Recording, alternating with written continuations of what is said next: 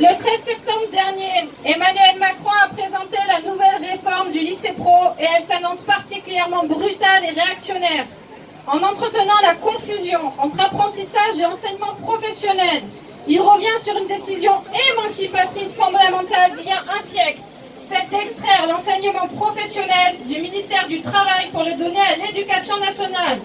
Le projet est simple, transformer le lycée professionnel public qui accueille des jeunes mineurs avant le bac en centre d'apprentissage géant, c'est-à-dire rendre totalement dépendants les élèves de l'entreprise et laisser à celle-ci le soin de les former, qui plus est dans un contexte de casse du code du travail.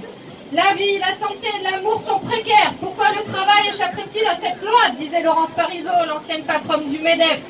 20 ans plus tard, si on ne fait rien, on pourra bientôt ajouter l'école à cette énumération.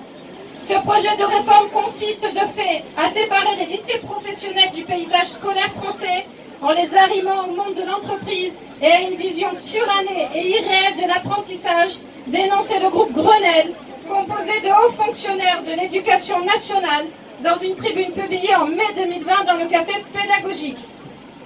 Dans ce contexte qui fait suite aux lois El Khomri Macron, où l'on parle d'emploi et non plus de métier, à la modification de la Convention de la métallurgie, où l'on parle de tâches et non plus de qualifications, on peut légitimement se demander comment s'articulera le rapport de compétences scolaires, qualifications professionnelles et in fine rémunération dans les générations de travailleurs et travailleuses à venir.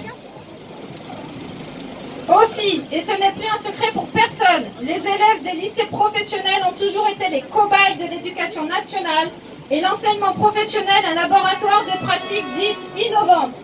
Ces pratiques n'ont d'innovant que leur capacité à faire des économies, à casser les statuts, à banaliser l'idée d'une éducation inégalitaire et en définitive à imposer une privatisation progressive de l'école. Car ils vont commencer par l'enseignement professionnel pour finir par s'attaquer à l'ensemble de l'éducation nationale, ne vous y trompez pas. Par exemple, on a vu récemment les enseignants de lycée général s'arracher les cheveux avec le contrôle continu, organisé de façon autonome. Mais rappelons-nous que cela fait bien longtemps que ça fonctionne comme ça en lycée professionnel, avec ce que l'on appelle le contrôle en cours de formation. Contrôle qui a signé la sortie définitive du cadre d'exigence nationale des 600 000 lycéens et lycéennes des lycées professionnels. À l'heure d'une régression parfois inquiétante des mentalités au sujet de la jeunesse, où l'on voudrait la mettre au pas en l'envoyant tôt au travail, on ne peut que s'inquiéter de ce projet de réforme réactionnaire. L'opinion publique ne verra pas le problème et Macron, ça, l'a bien compris. Il veut aller vite, prendre les choses en main personnellement et profiter du fait que peu comprendront les enjeux de cette réforme. Car qui connaît réellement la différence entre apprentissage et enseignement professionnel, à part celles et ceux qui travaillent? Qui? La grande majorité des syndicats de l'éducation nationale est vent debout contre cette réforme. Depuis, la mobilisation s'étend pour se généraliser comme on l'espère. Initialement, vu l'ampleur de la résignation dans le monde de l'éducation, il n'y avait pas beaucoup d'espoir à ce que le mouvement de grève des lycées professionnels soit relayé, écouté, compris et en définitive suivi.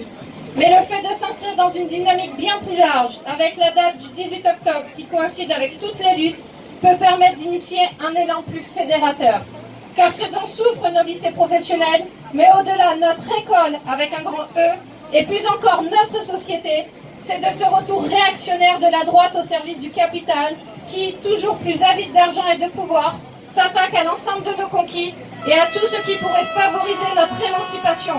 Alors un seul mot d'ordre, convergence. Convergence de toutes et tous et luttons pour défendre et protéger ce qui nous appartient. Ouais!